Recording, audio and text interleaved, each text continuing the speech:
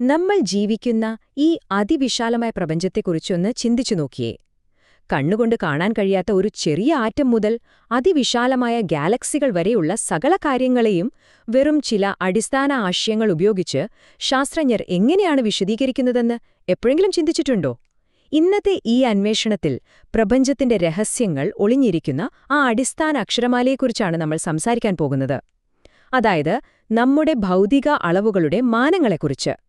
ഒരു പ്രപഞ്ചഭാഷയുടെ വ്യാകരണം പഠിക്കുന്നതുപോലെ രസകരമായൊരു കാര്യമാണിത്. ഇന്നത്തെ നമ്മുടെ അജണ്ട വളരെ ലളിതമാണ്. ഭൗതികശാസ്ത്രത്തിന്റെ അടിസ്ഥാന അക്ഷരമാലയിൽ തുടങ്ങി എങ്ങനെ ഡയമെൻഷനൽ ഫോർമുലകൾ രൂപപ്പെടുത്താം, സമവാക്യങ്ങൾ എഴുതാം, ഒടുവിൽ ഈ മാനങ്ങൾ എന്തിനാണ് ഇത്ര പ്രധാനമാകുന്നത് എന്നുവരെ നമ്മൾ നോക്കും. അപ്പോൾ നമുക്ക് ആദ്യത്തെ ഭാഗത്തിലേക്ക് കടക്കാം. സെക്ഷൻ 1, ഭൗതികശാസ്ത്രത്തിന്റെ അക്ഷരമാല. ഡയമെൻഷനുകൾ എന്ന് കേൾക്കുമ്പോൾ നമ്മുടെയൊക്കെ മനസ്സിൽ ആദ്യം വരുന്നത് നീളവും വീതിയും ഉയരവുമുള്ള ഒരു ത്രിമാന സ്പേസ് ആയിരിക്കും, അല്ലേ? എന്നാൽ നമ്മളിവിടെ ആ ചിന്താഗതിയൊന്ന് മാറ്റേണ്ടതുണ്ട്. ഭൗതികശാസ്ത്രത്തിൽ ഒരളവിന്റെ അടിസ്ഥാനപരവും വിഭജിക്കാൻ കഴിയാത്തതുമായ പ്രകൃതത്തെയാണ് മാനം എന്ന് വിളിക്കുന്നത്. ചുരുക്കി പറഞ്ഞാൽ ആ അളവിന്റെ ഒരു ആത്മാവെന്ന് തന്നെ പറയാം. അതെത്ര ഭാരമുള്ളതാണ്, അല്ലെങ്കിൽ എത്ര സമയമെടുക്കുന്നതാണ് എന്നൊക്കെയാണ് ഈ മാനം സൂചിപ്പിക്കുന്നത്. ഇത് കാണിക്കാൻ നമ്മൾ സ്ക്വയർ ബ്രാക്കറ്റുകളാണ് ഉപയോഗിക്കുന്നത്. ഈ വിവരങ്ങളൊന്ന് ശ്രദ്ധിച്ചേ. നമ്മുടെ മലയാള ഭാഷയിലെ എല്ലാ വാക്കുകളും നമ്മൾ അക്ഷരങ്ങൾ വെച്ചാണല്ലോ എഴുതുന്നത്. അതുപോലെ ഈ കാണുന്ന അടിസ്ഥാന അക്ഷരങ്ങൾ ഉപയോഗിച്ചാണ് പ്രപഞ്ചത്തിലെ ഏത് ഭൗതിക പ്രതിഭാസത്തെയും നാം വിശദീകരിക്കുന്നത്. നീളത്തിനായുള്ള L, പിണ്ഡത്തിനായുള്ള M, സമയത്തിനായുള്ള T തുടങ്ങി താപനിലയ്ക്കും പ്രകാശതീവ്രതയ്ക്കും വരെയുള്ള ഈ 7 ചിഹ്നങ്ങളാണ് പ്രപഞ്ചത്തിലെ ഏതൊരളവിന്റെയും പ്രാഥമിക നിർമ്മാണ ബ്ലോക്കുകൾ. ഇതാണ് നമ്മുടെ അടിസ്ഥാന അക്ഷരമാല. ശരി, അക്ഷരങ്ങൾ നമ്മൾ പഠിച്ചു കഴിഞ്ഞു. ഇനി സെക്ഷൻ 2, ഡയമെൻഷനൽ ഫോർമുലകൾ രൂപപ്പെടുത്തൽ. ഈ അക്ഷരങ്ങൾ കൂട്ടിച്ചേർത്ത് നമുക്കെങ്ങനെ വാക്കുകൾ ഉണ്ടാക്കാമെന്ന് നോക്കാം.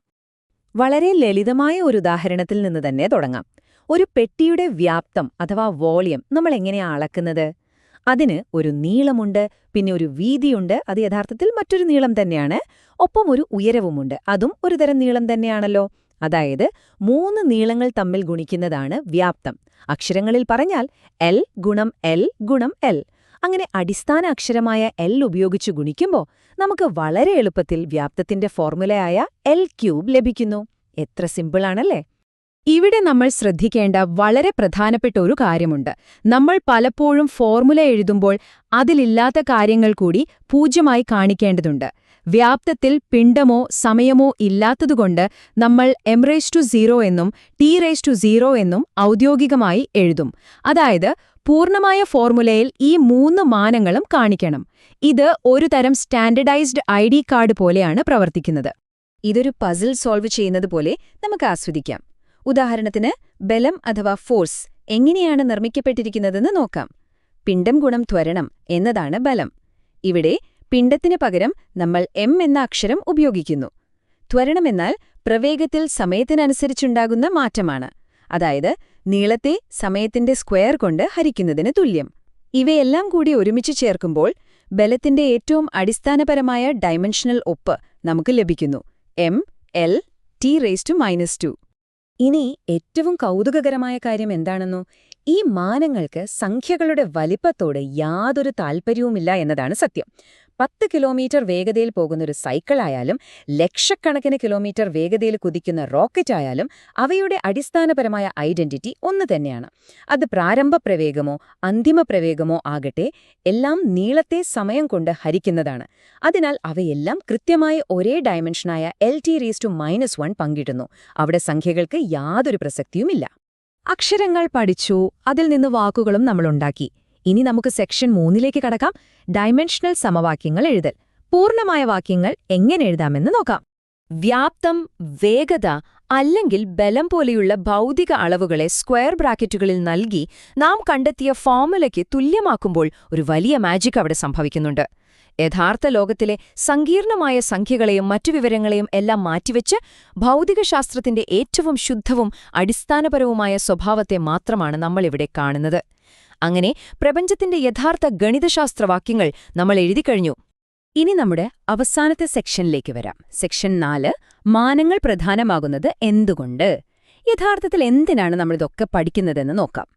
ഇതിനുള്ള ഉത്തരം ഹോമോജീനിയറ്റി തത്വം എന്ന പ്രകൃതിയുടെ വളരെ കർശനമായ ഒരു നിയമത്തിലുണ്ട്. ഒരു സിമ്പിൾ ഉദാഹരണം പറയാം. 3 ആപ്പിളിന്റെ കൂടെ 4 ഓറഞ്ചുകൾ കൂട്ടിയാൽ നമുക്ക് 7 ആപ്പിൾ ഓറഞ്ചുകൾ കിട്ടില്ലല്ലോ. ആപ്പിളിനോട് ആപ്പിൾ മാത്രമേ കൂട്ടാൻ കഴിയൂ.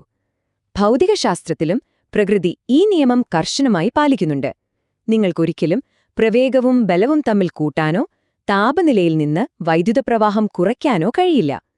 ഒരേ മാനങ്ങളുള്ളവ മാത്രമേ കൂട്ടാനും കുറയ്ക്കാനും പ്രകൃതി അനുവദിക്കുന്നുള്ളൂ. നമുക്ക് കുറച്ചു നേരത്തേക്ക് ഫിസിക്സ് ഡിറ്റക്റ്റീവുകളായി ഈ കൈനമാറ്റിക് സമവാക്യം ഒന്ന് പരിശോധിച്ചാലോ? വലതുവശത്തുള്ള പദങ്ങളൊന്ന് ശ്രദ്ധിച്ചേ. പ്രവേഗമെന്ന L(t⁻⁻1)നെ സമയം അഥവാ t കൊണ്ട് ഗുണിക്കുമ്പോൾ സമയത്തിന്റെ മാനങ്ങൾ തമ്മിൽ വെട്ടിപ്പോകുകയും അവിടെ വെറും നീളം അഥവാ L മാത്രം ബാക്കിയാവുകയും ചെയ്യുന്നു. ഇതേപോലെ ഓരോ പദവും ചുരുക്കുമ്പോൾ അത് കൃത്യമായി നീളത്തിന്റെ മാനം അഥവാ L ആയി മാറുന്നു. സമവാക്യത്തിന്റെ 2 വശങ്ങളും കൃത്യമായി ഒത്തുപോകുന്ന ഈ ഗണിതശാസ്ത്ര സൗന്ദര്യമൊന്ന് ആലോചിച്ചു നോക്കിയേ. അത്ഭുതമാണല്ലേ? ഇതൊരു വളരെ വലിയ കണ്ടെത്തലാണ്. ചലനവുമായി ബന്ധപ്പെട്ട ഗതികോർജവും ഉയരവും ഗുരുത്വാകർഷണവുമായി ബന്ധപ്പെട്ട സ്ഥിതികോർജവും ഒറ്റനോട്ടത്തിൽ തികച്ചും വ്യത്യസ്തമാണെന്ന് നമുക്ക് തോന്നും. എന്നാൽ ഈ സമവാക്യം ഒന്ന് ശ്രദ്ധിക്കൂ. ഡൈമെൻഷണൽ അനാലിസിസ് വഴി നോക്കുമ്പോൾ ഇവ രണ്ടും ഒരേ ഫിസിക്കൽ DNA അഥവാ mL²T⁻² ആണ് പങ്കിടുന്നത് എന്ന് കാണാം. തികച്ചും വ്യത്യസ്തമെന്ന് തോന്നുന്ന 2 ഊർജ്ജങ്ങളെ പരസ്പരം മാറ്റാൻ കഴിയുമെന്ന് ഭൗതികശാസ്ത്രജ്ഞർ ഉറപ്പിച്ചു പറയുന്നത് ഈയൊരടിസ്ഥാനത്തിലാണ്. എന്നാൽ നമ്മളിവിടെ ഒരു കാര്യം പ്രത്യേകം ശ്രദ്ധിക്കണം. ഒരു സമവാക്യം ഈ പരിശോധനകളെല്ലാം പാസായി എന്നതുകൊണ്ട് മാത്രം അത് പൂർണ്ണമായും ശരിയാണെന്ന് നമുക്ക് ഉറപ്പിക്കാൻ കഴിയില്ല.